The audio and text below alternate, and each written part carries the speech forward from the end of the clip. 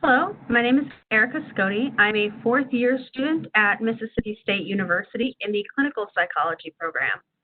I am going to be presenting today on the differences and changes into the APA publication manual from the 6th edition into the 7th edition on behalf of the Graduate Psychology Department Association at Mississippi State University.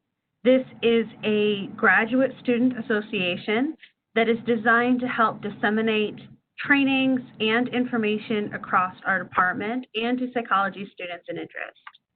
Today, I'm going to do a quick overview of the differences between the 6th edition and 7th edition in regards to general formatting, in-text citations, references, mechanics, and highlight a bit about doing statistics in APA format.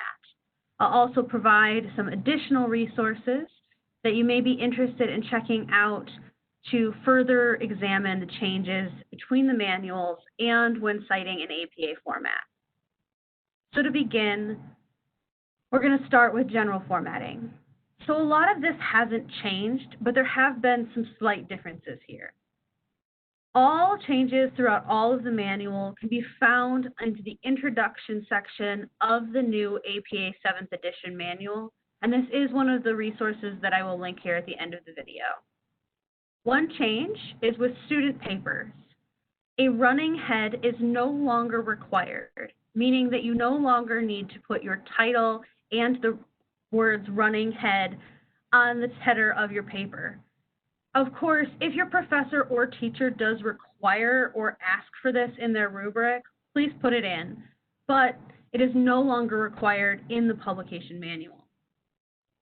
For professional papers, however, the only change here is that instead of saying on your title page, running head, colon, and then your title with the page number, instead with the 7th edition, all you need to put is your title and the page number. And the page number will start at 1 with a number 1 on the first page, which is your title page. Then another general formatting change is with fonts. The 7th edition has extended the use of fonts to include several new ones, as well as different sizes corresponding with the different fonts. Now remember that this may be different for each journal that you're going to publish with, as each may require different author guidelines for that specific publication or journal. But as far as the APA 7th edition goes, here are the examples of the different fonts and font sizes. The biggest change to formatting comes in the way that we present our levels of headings. So in the past, your later headlines or higher level headlines were all unbolded. Now all of our titles are bolded, and this is going to include your title, the word abstract, the word references, and then the title and the number of all tables and figures, which will all be now bolded and title case. This will help to improve readability across the entire paper. The only changes to in-text citations are going to be the number of authors that you're going to list before putting an et al. So in the past, we would be allowed to write up to 6 authors, which is a bit much. Now, all you have to do is put the last names of 2 authors before you start doing the et al. So for papers that are written by authors of 3 or more, you can go ahead and put that et al. In after the first author's name. Another very similar change comes in the reference section, but it's going to be the exact opposite. So before, when you had a paper that would list multiple authors, you would write up to 6 and then do an ellipses, which is a ... And then you would provide the last name and initials of the last author. This has changed in the 7th edition, and now you're going to put up to 20 authors before you start using an ellipses. Another change comes in the form of referencing books. In the past, you would write the location of where that book was published, but now as things start to move online and locations of publishers become a little bit more complicated, now you no longer need to do so. So in the past, you would have had to say that a book was was published in, let's say, New York, New York, or London in the UK, and that is no longer the case. You can just leave this information out completely. Another change is about the DOI. So in the past, you would do DOI : and then the identifier, and now that is no longer necessary. This may be because as we move to an electronic media, and a lot of articles are being found and referenced online instead of in the text, it's much easier just to click the link and to have that full web address there for you. So now you can go ahead and include the entire web address for each DOI. Another change is that when citing an ebook, you do not need to say the type of ebook that you are citing. So let's say you were getting an ebook off of Kindle, you no longer have to say that you got it at Kindle. Another change, and the last one that I'm going to mention here, is that when you are referencing a website, you no longer just have to say where it was retrieved from, unless, of course, you're going to tell us the date that you retrieved it. And this is a case that you would use if this is a material that is constantly updated, as this way it will tell us exactly what type of copy you got, or maybe why that material may be no longer available online.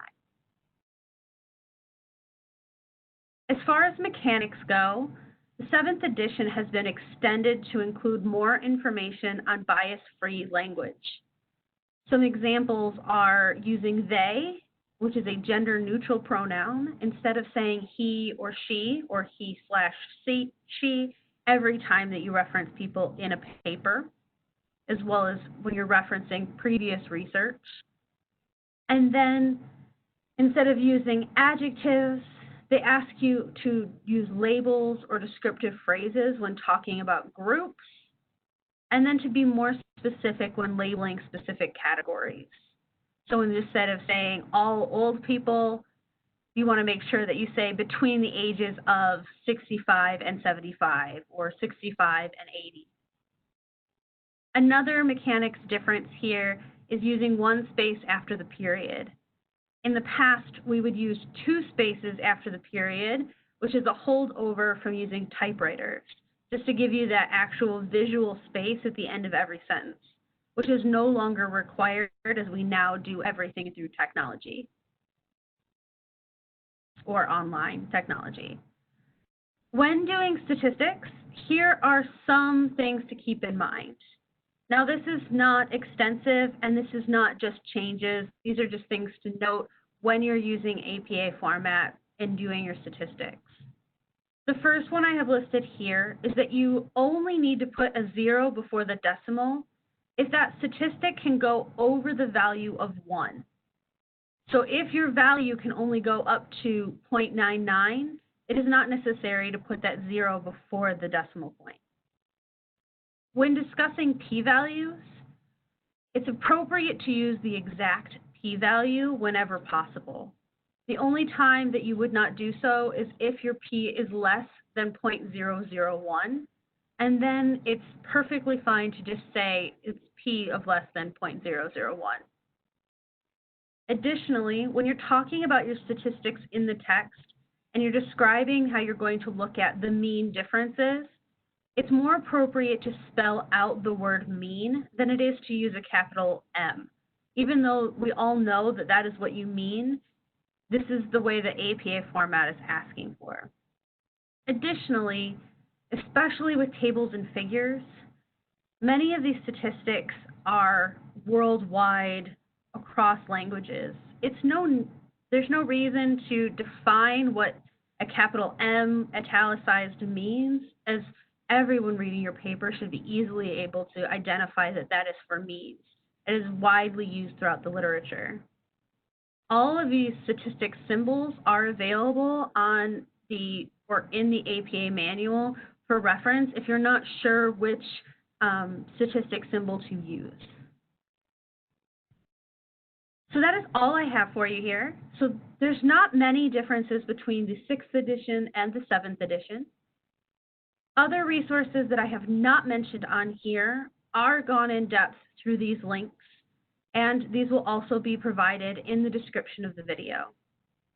I do want to highlight that the 7th edition also goes into further detail about providing in-text citations and citations and references for things like podcasts, social media, and videos that were not previously outlined as well in the 6th edition.